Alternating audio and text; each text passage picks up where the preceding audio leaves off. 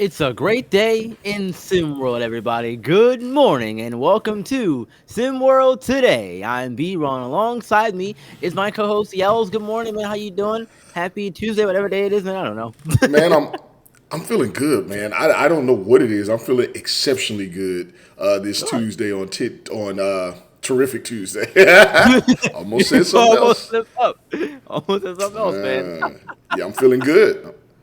And look, that's good. I'm glad you're feeling good. It's gonna be a good day here. We have some fantastic games on the schedule, and we'll talk about one of them here in a little bit of brief detail. We're going to do predictions later on in the show, but Kevon Jackson has revenge on his mind tonight as he plays against his former team in Reigning Trace. Uh oh. Yeah. Hey, I love when we have some fun stuff happen in our video packages. Yeah, Kevon Jackson. Look, there we Yeah. go. Bring the clouds, bring it in. Kevon Jackson taking on Rain and Trays. It's gonna be awesome. It's the battle for Seattle. Man, that has a Yep. nice ring to it. SimWorld TV's and ESPN's very own Big Bob had a lot to say about this potential matchup, and before the season, comments about Yeah. Kevon Jackson is the real guy or was the real guy on. Look at that move. The real guy on Rain and Trays, and not Japhet Towns. And everyone tore him to shreds like Big Bob, like, yo, kill it. Like, that's crazy. But Kevon Jackson and his team have come out and they look like the real deal. Japhet Towns still looking good, but the story of the season thus far, along with some of the other ones, headlines of the season, Kevon Jackson, for sure. Yeah. And he's had a lot of help, man. What, He what, what, do, has. you, what do you He see? absolutely has. What do you So see yeah, right now? that's the biggest thing for me between these two players. Both of them by themselves are extremely talented. There's no doubt about that. And I think that for me, that's why Big Bob's argument doesn't really hold any water for me because both of them by themselves are great talents. We weren't talking about the players around them. We were talking about Japhet Towns and Kevon Jackson. Mm-hmm. So I don't see how you can say that one's a product of the other or vice versa because they're both talented players in their own right. Now, one of them, in my opinion, has more help than the other one does Who is it? in Who is it? Cascadia. Cascadia and Kevon Jackson has more help around him. He does. I think he has more He, help around him Jason Holbrook, than dog. Pat Towns does at the moment. Tyree I Wells, ultimate driving machine. Daniel Irvin, dog. Jetson Halliday, Tyshawn McGrady haven't even had a chance to get going yet. Q right. Dozier, a load on the inside. I just wanted to support you. I just wanted to Yeah. support your opinion there, No, real quick. I appreciate that. Thank you. Thank you. Yeah, and you know, I don't I don't I said it before. I said it before the season started that I think that Japhet's in a position where he has to be Blazerius Outlaw. And he has to do everything himself. We've seen some of the players on that team, you know, help out a little bit. We saw Jason Crawford play his best game that we've seen in Timor Prep. Yeah. In his most recent game.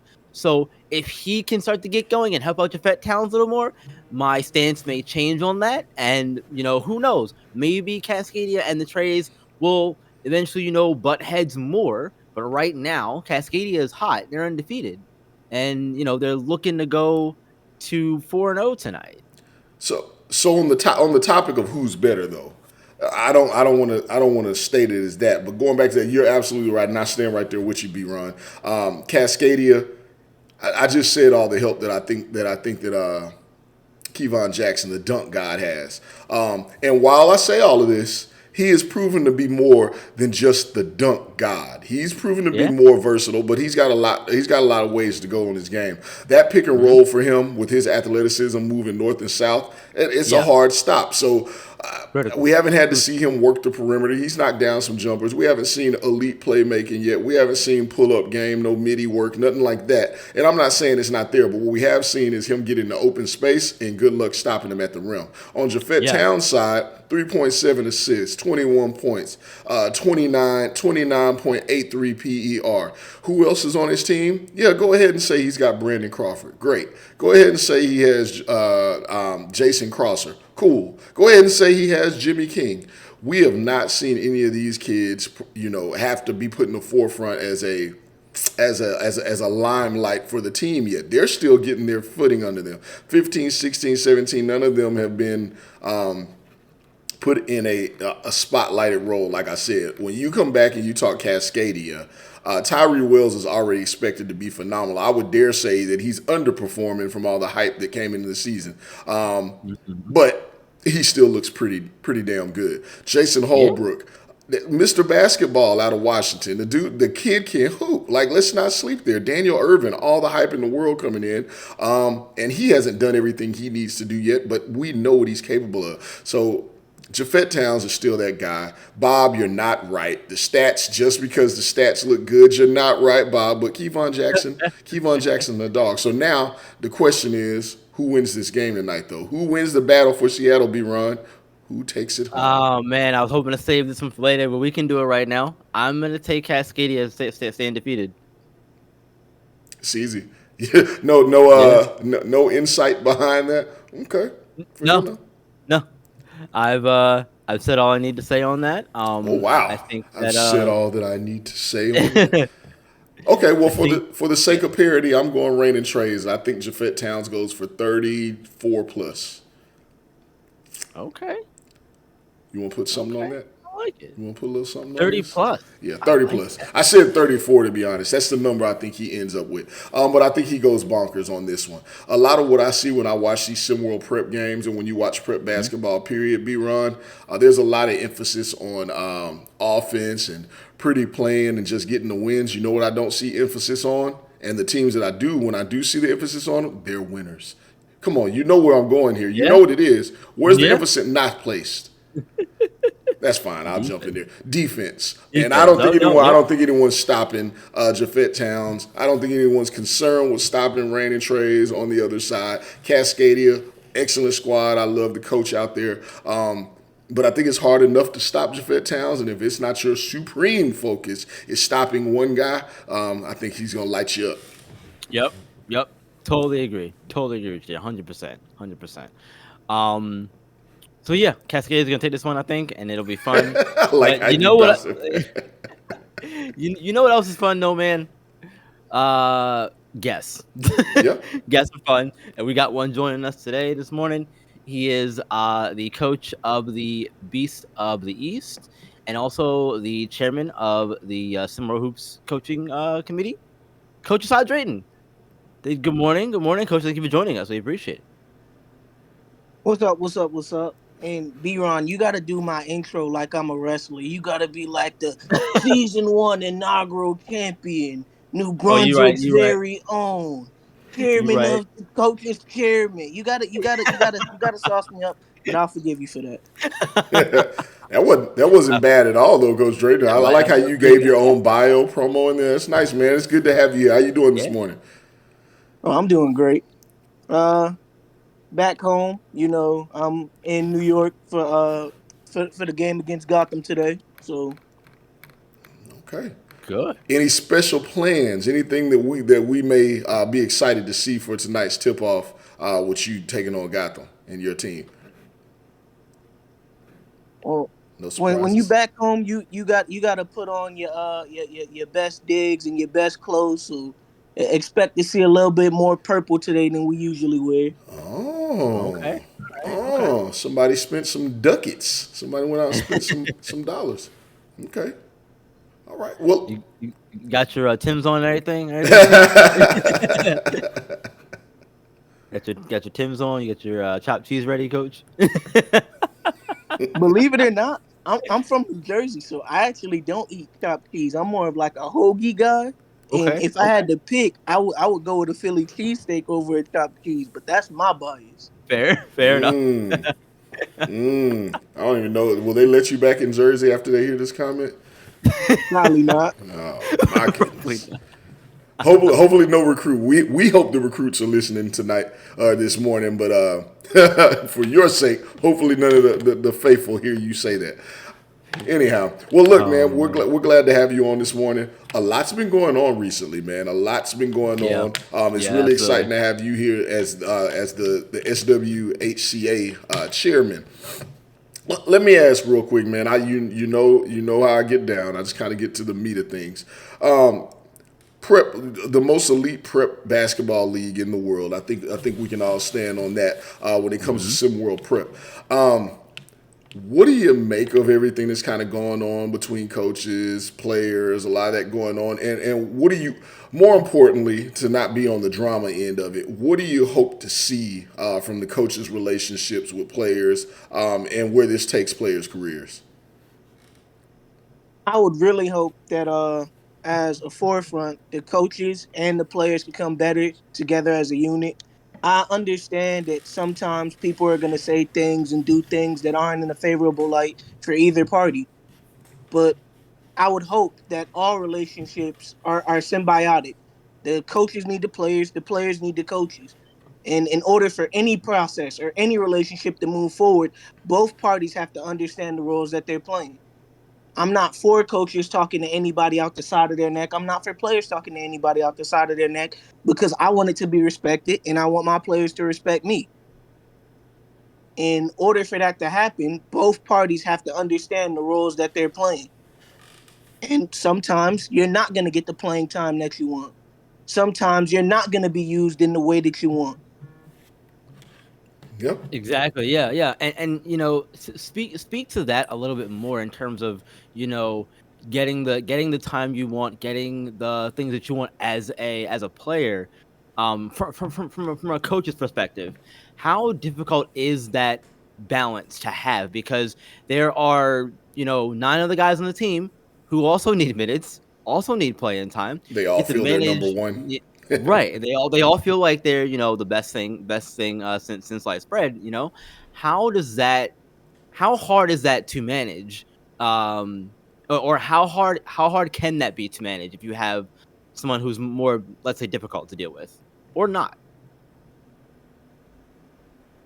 I believe my situation is a little more unique than other people's because from the jump I tell players that I don't believe any one player is better than another player. I also don't believe that just because you played this night means you'll play the next night. I try and do my lineups based off matchup. Mhm. So there isn't starters and bench players. I have a unit one and I have a unit two, and that can change via what I see in the game. Uh, KPJ last season was the newcomer of the year. He spent half of that season playing in the second unit because I felt like we need the additional playmaking, and that Eric Busk was a better defender to start the game this season against Philadelphia. I knew they were going to press, and I needed somebody with a little bit more meat on their bones, a little bit stronger. So I started Losi at the point, and KPJ comes off the bench to do the same playmaking role that he played last year. Everybody has to understand their role. I'm not doing anything out of malice. Nobody's on the bench per se or not getting the minutes that they want per se because, hey, I just don't like you. I want to make sure that everybody understands that we're playing roles. I not only want to win because who wants to lose? I want to put everybody in the best position to showcase their skills so I can get you to the next level. Yeah. That's excellent point there. And I like to keep it as much as I like to drill down. I like to keep it lighthearted too. What I also heard is KPJ. You need to go eat. You got to eat and hit the gym, man. You got to get some egg yolks in there. That's coach said. No, I'm just kidding. But that's an interesting point though. So Drayton. So my other question to that would be, you spoke about from your perspective, how you've managed things. For some of these other guys these other coaches, shall I say, that have come in a little later, they didn't have a full off season or recruiting period, or maybe some of the other coaches that have some of the bigger personalities, a Cooper Flagg, a Dylan Harper, some of the guys that have been highly touted for a while. What would your advice to those coaches be? What would your advice to those players be, actually, and how do you think those things could be a little better managed relationship wise? I would say to all players, regardless of your current status or status soon to be coming, you have to give the coaches a chance. And then vice versa for the coaches. Shooting slumps happen. People have off nights, sometimes off nights in a row. Stephen Curry had that long 3-point record that just fell the other night. If it can happen to him, I promise you it can happen to prep players. Yeah. So 100%. for your Dylan Harpers, your Cooper Flags, the guys who are considered bona fide stars that left programs that would feed them the ball. They have to also understand that this coach that they're now playing for has to see their skill set and several different things while also managing other talent. Yeah, yeah, agreed, 100%, 100%. So when you talk about, Yelza mentioned, the coaches coming in who haven't had, the full off season, or may have come in and taken over places where players were promised certain things. Um, how do you, what advice would you give to those coaches who are coming in those kind of situations, and the players in those situations where there's a new coach coming and taking over? How do each of those parties handle their own respective issues? Because that's a whole other thing too that we've seen. I'm an old head, like real deal old head. My favorite players were players that played in the post. So I'm I can't necessarily say that the coach would necessarily be in the wrong for not keeping the promise, but the player and the coach have to understand that a promise was in fact set. So the person has to at least be given the shot before changes happen. So if somebody was promised to start, you have to at least let it run its course. To me, 10 games is the perfect vacuum to judge where somebody is at or where your team is at. If somebody was promised to start and they start 10 games and this guy's just thinking it up and you didn't necessarily make the promise to the player, I think you should go to the player amicably and be like, "Hey, I have to now I don't want to say downgrade because that makes it seem like you're just punishing the player. Right. I have to move things around that help the both of us. Sometimes being in that first unit, because I don't believe in starters and bench, sometimes being in that first unit, you're generally gonna face sometimes the better defensive team, the better defensive player, right? Tyree Moore, everybody was like, "Oh, he's a great prospect," but he played the originator's second unit. I don't think he and this is my own guy I'm talking about. I don't think he has the same impact if he starts and finishes the game because he has to go up against Cooper Flood. He's It's a got completely different experience when you can be a spark plug. So if you Yeah. are promised to be a starter, even if you can't be given the starter role, I think starter minutes should be given. Yeah, I I think you brought up another interesting point. Just to point out here because I know we'll be running short on time there. Going up against the team's second unit, the coach. As a coach, you guys are in a really tough situation. As a young kid on a team, you get to come in, you get to play basketball, and you get to play it as good as you can, as well as you can, as hard as you can. You play basketball as a coach. You guys are out there having to run X's and O's, figuring out the strengths of your players. You have to figure out how to get them in the best position, in the best light to get them to the next level. Some kid may say, "Hey, man, I want to go to rack more. I want to come off of down screens," but he's a spot up shooter. So you got to put him in that position where he looks good, not just to win the game, but then you're also beholden to the ownership to make sure that you're fulfilling what their desires are. But then you're also beholden to the fans and the players. You guys have a lot of And your things. parents. Yeah, and the parents. You have a lot of things that you facilitate. So we get the kids come in, and all they have to worry about is themselves, and they have to worry about how their production is. You guys have a lot of weight, and I absolutely respect you guys for that, Drayton, Coach Drayton. I appreciate you coming on for sure. B-Run, did you have anything else for Coach? Nothing else. Just good luck tonight in your game. Who you got in the Battle of Seattle, man? Uh, I love an underdog story. I'm gonna go reigning trades. Okay. That's two. That's Okay. two. That's 2-1. B-Run. You'll just And be that more right if we're all wrong. right. So there you go. No, that's all right. Hey, look, and for all the flack, I guess, that Coach Drayton says that the media gives him, if he gets this one right, hey, we'll give you your props on that Hey, one. for all that flack, you've been on SimWorld today a couple of times now. So we're gonna start an SNL kind of thing here or something. We'll get us once you guys get up there. We get like a 5-timers jacket, a 5-timers SimWorld jacket. A hoodie. We're gonna get people sent out to 5 times on the show. You get a hoodie. A nice Friend, hoodie too. Yeah, I think we're starting yeah, that right now. Book it. So Drayton, big you're friend of up. the show. You're up 2-1 on some guys and 2-0 on some others. So Appreciate you being on, man. Good luck on your game tonight. Thank you, Coach. Appreciate it. All right. Peace. Have a good one. Coach Drayton, always a pleasure to have him join us on the show. Always a pleasure. But let's wrap this up, y'all, with a round of predictions, man. We got some games going on tonight. Let's go down the list real quick. First, G5, BC East and G5. Who you got? I'm going. There's no partisanness here. G5, I love them, but there's two big guys in the middle for BC East. One's name is No Kearney. The other one's name is Levin Cut. Levin Cutler. I don't think Gotham has much. I do like what Mugen Williams can do in the middle, but he's just one guy. I don't think Gotham has figured out just how to use all of their outside presence yet and how to really get that going on the perimeter. BC East defending champs. That's who I got. I'm taking BC East as well. I think Gotham still had to figure out a few things. Yeah. Next one, Southeast Select and Queen City Kings. I'll start this one off. I'm going to take Queen City. Oh, I'm going Southeast Select. He's the most Coach Lee is the most winningest coach in SimWorld Prep right now, and they have absolutely shown a new side to their team this year. They have. So I'm going that direction. Not a lot more than that. All right, the 8 o'clock game on SimWorld TV. Lone Star and AT Aliens. AT Aliens are home in that one. I'm rooting for Royce, but I'm also rooting for what I deem the best nickname in all of SimWorld Prep. And y'all can say whatever you want. Big Daddy Lat.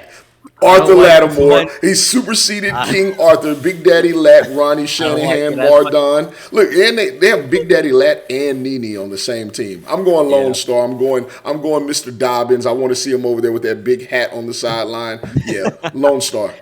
I think Lone Star has too much firepower as well. I'm going to take Lone Star in this one. The 9 o'clock game on SimWorld TV, Brain Trace Cascadia. We went over that one earlier, so we won't go through it again. Okay. So the other 9 o'clock game, the OGs and Best Coast Ballers. I'm taking the OGs in this. Hey, look, that's an easy one. No one is taking anyone outside of the OGs until they lose at least one game. Yeah, OGs. Yeah. I'm going OGs. OGs could be playing the Orlando Magic right now. Sorry, Siege. I'm going with the OGs. That's where I'll differ with you. I was thinking that's just me being silly. Don't know anyone. Yeah, of course. Well, look, it's been a fun time. We've been silly this morning, been goofy, all of that stuff. Always good to be here with you, y'all, and thank you again, Coach Drayton, for joining us on SimWorld today. As a reminder, if you're on YouTube here, like the video, subscribe to the channel, and come be a part of SimWorld if you like as well. Go in the Discord as well. Discord should be in the description box. Y'all should be in there. Anyway. Thank you for joining us in SimWorld today. We will see you tomorrow. And remember, SimWorld is the only place where you can see the game, be the game. We'll see you tomorrow on Wednesday.